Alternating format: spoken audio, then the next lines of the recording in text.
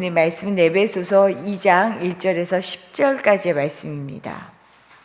우리가 에베소서 말씀을 보고 있죠. 1장, 어제까지 1장 말씀 보고 이제 2장을 보게 되는데, 1장은 구원을 위해서 그리스도 예수 안에서 행하신 하나님의 놀라운 역사를 찬송하고 또 기도로 이야기했습니다. 그랬다면 오늘 우리가 읽은 2장 상반절까지 읽었거든요. 이 상반절에서는 그리스도 예수를 믿음으로 말미암아 은혜로 얻은 우리의 구원이 얼마나 풍성한 것인지 이것을 이야기하면서 마지막에 이렇게 우리를 살리신 구원의 목적은 이거다라고 구원의 목적까지 짚고 있습니다. 그러면서 오늘 본문은요, 예수 그리스도를 만나면서 달라진 에베소 교회의 교인들에 대한 이야기를 합니다. 1절에서 3절은 달라지기 전의 과거의 모습이에요. 그런가 하면 4절 이후에는 달라진 현재의 모습을 이야기합니다.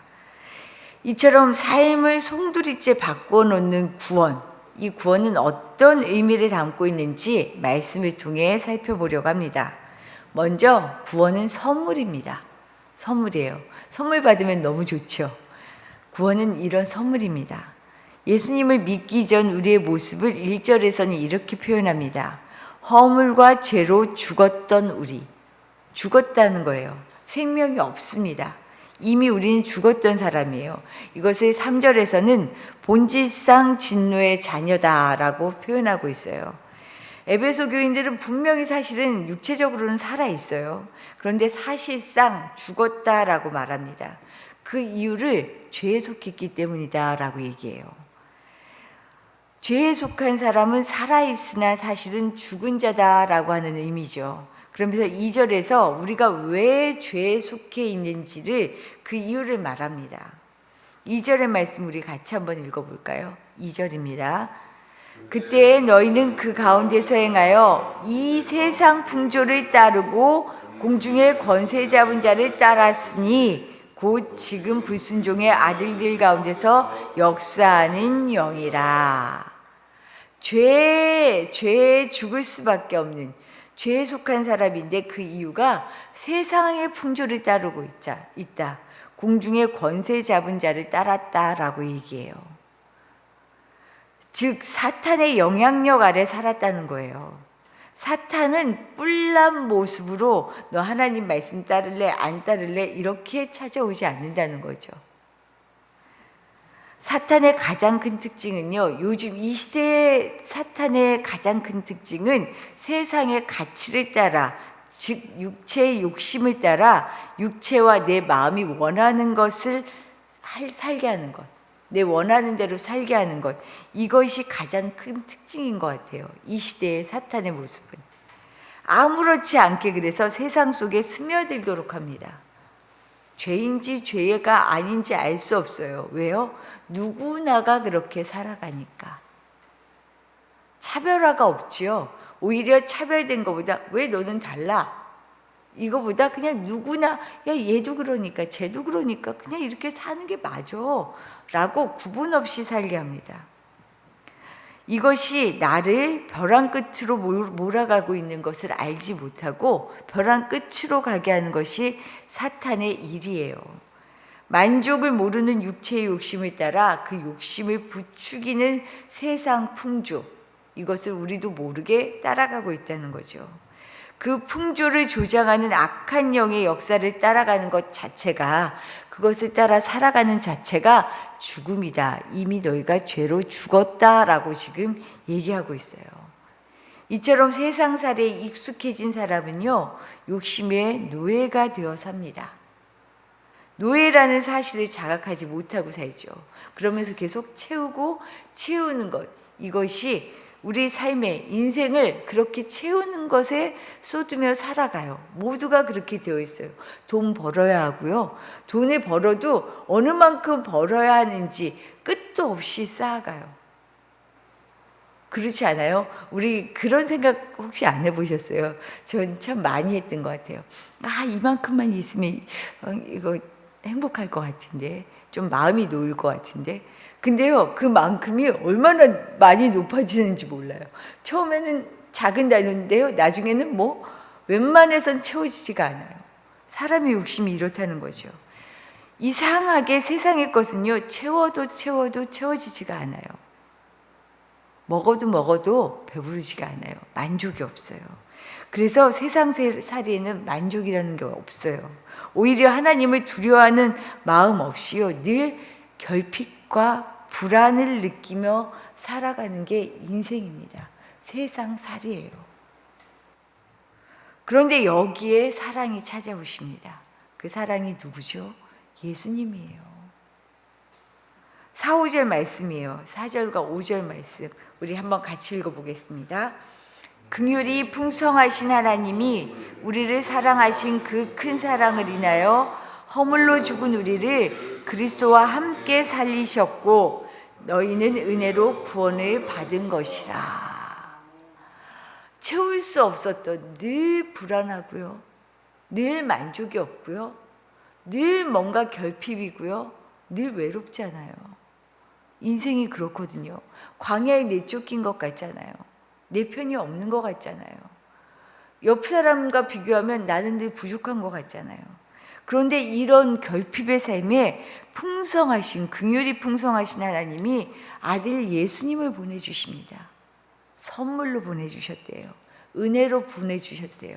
구원을 이루어 주셨답니다. 진정한 사랑을 만나면 사람은 변하게 되어 있어요. 진정한 사랑은 나의 행동이나 나의 조건을 보고 나를 사랑하는 것이 아닙니다. 나 자체를 사랑하죠. 그래서 어떤 상황 속에서도요, 그 사랑을 거두지 않습니다. 이것이 진정한 사랑이에요. 이런 진정한 사랑으로 주님이 찾아오셨어요. 우리를 만나주셨어요. 이것을 오늘 본문에서는 하나님의 은혜다라고 이야기합니다. 우리의 잘난 행동 때문이 아니고요, 나를 그것 때문에 잘난 행동으로 사랑하는 것이 아니고 우리를 향한 사랑 때문에 그저 선물로 주신 은혜, 그 은혜로 예수님이 우리에게 오셨어요. 사랑이신 분이 우리에게 오셨어요. 아무것도 아닌 우리에게 무한한 사랑으로 은혜를 주신 하나님, 그 은혜로 우리가 지금 여기에 서 있습니다. 주님을 만났습니다. 그러니 이 추석 결실을 맺어가는 새로운 절기를 맞은 이때에 하나님께 감사하지 않을 수가 없지요.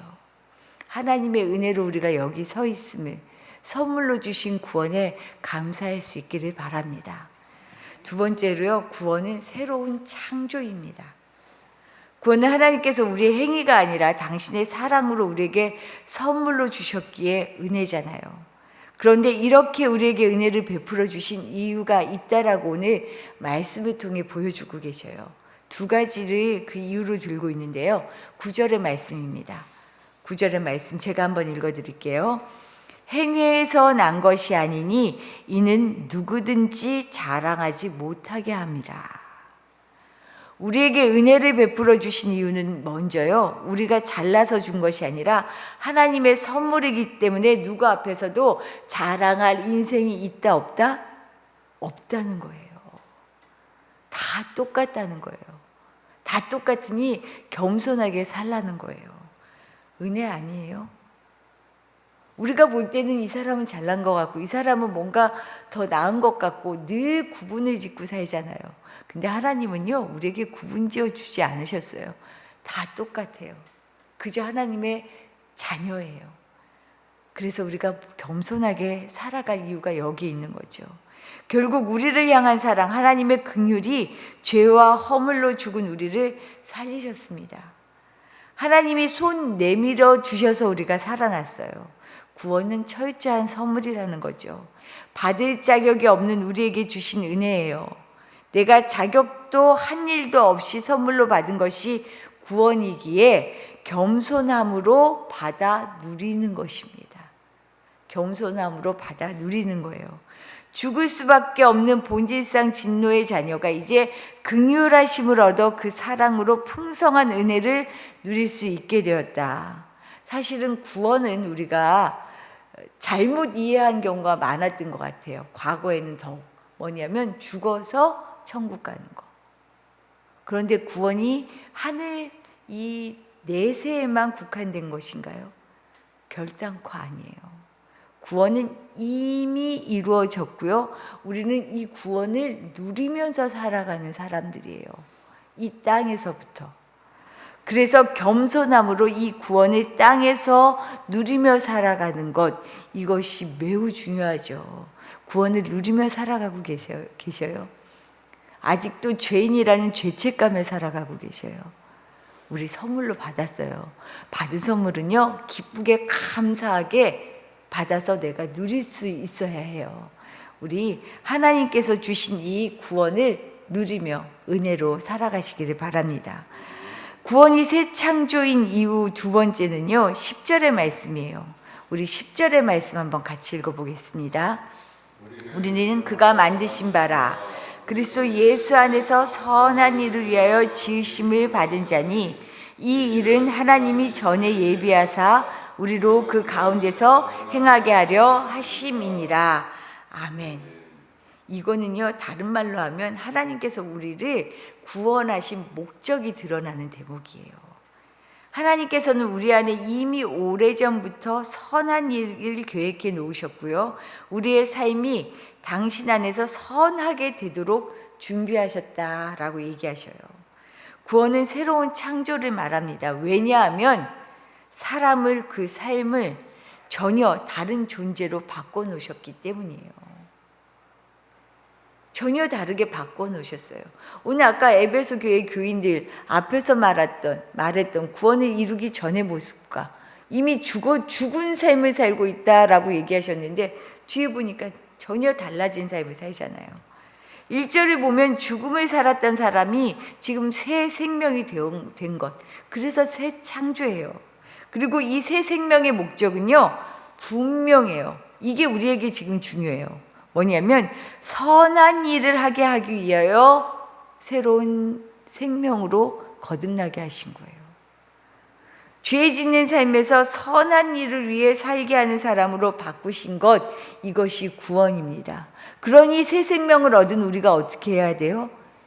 이 땅에서 선한 일을 이루며 살아가야 해요. 제가 최근에 읽은 책 중에 100세가 넘은 철학자가 쓴 책인데 그런 표현을 쓰더라고. 그 인생관에 있어서 나도 이렇게 생각했는데 이분도 이렇게 생각했구나 하면서 참 기뻐했었던 부분이 뭐냐면 우리 인생은 사실은 하나님으로 받은 은혜로 살아가잖아요. 그런데 이 은혜는 하나님으로부터 받았는데 하나님이 뚝 떨어뜨려서 주신 것이 아니라 사람들과 함께 더불어 은혜를 받으며 살게 하셨어요. 이 사람을 통해 내가 은혜를 받고 이 사람을 통해 은혜를 받아요. 혼자 사는 게 아니라는 거죠. 그러면 우리의 인생은 어떻게 살아야 할까? 어때요? 내가 또 그 은혜를 나누면서 사는 거예요. 하나님이 우리에게 사랑을 주셨죠. 하나님께 받은 사랑 우리가 어떻게 갚으며 살아야 해요? 그냥 하나님 예배 받으소서 말로만 하는 게 아니죠. 하나님은 보여주라고 얘기하셨잖아요. 내 사랑을 어떻게? 이웃에게.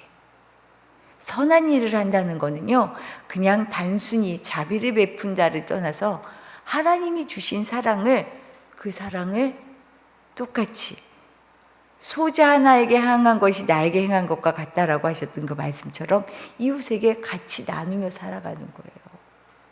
우리가 지금 이 일을 하고 있는가? 교회가 지금 이 일을 하고 있는가?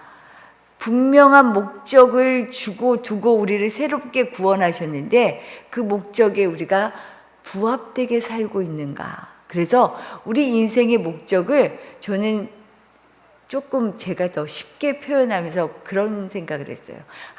내가 이 인생을 살아가는 건 하나님께 받은 은혜 갚으며 살아야겠구나. 그러면 내가 하나님 앞에서 잘 살았다라고 듣지 않을까라는 생각이 들더라고요. 은혜 갚으며 살자고요. 우리 은혜 때문에 여기에 왔다라고, 하나님의 은혜로 살아왔다라고 얘기했으니 이제 이 은혜 갚으며 살아야 하지 않겠어요. 그렇게 살아갈 수 있기를 축복합니다.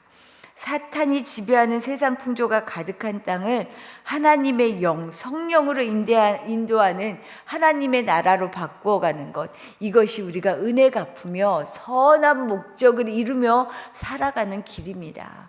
오늘도 그런 하나님의 나라를 만들어 가시기를 축복합니다. 신나잖아요. 기쁘잖아요. 우리를 향한 구원의 목적이 드러나는 것처럼 구원받은 성도들이 모인 교회의 목적은 분명해요. 다른 것 없습니다. 하나님의 사랑이 드러나게 하는 것, 그 사랑을 실천하는 것, 그 사랑이 이 온 땅 가운데 충만하게 하는 것, 이것을 행하는 것이 교회의 목적이에요. 이것이 구원을 이루는 일입니다. 우리가 오늘도 이 구원을 이루며 살아가시기를 축복합니다. 주신 말씀 생각하며 기도하도록 할게요.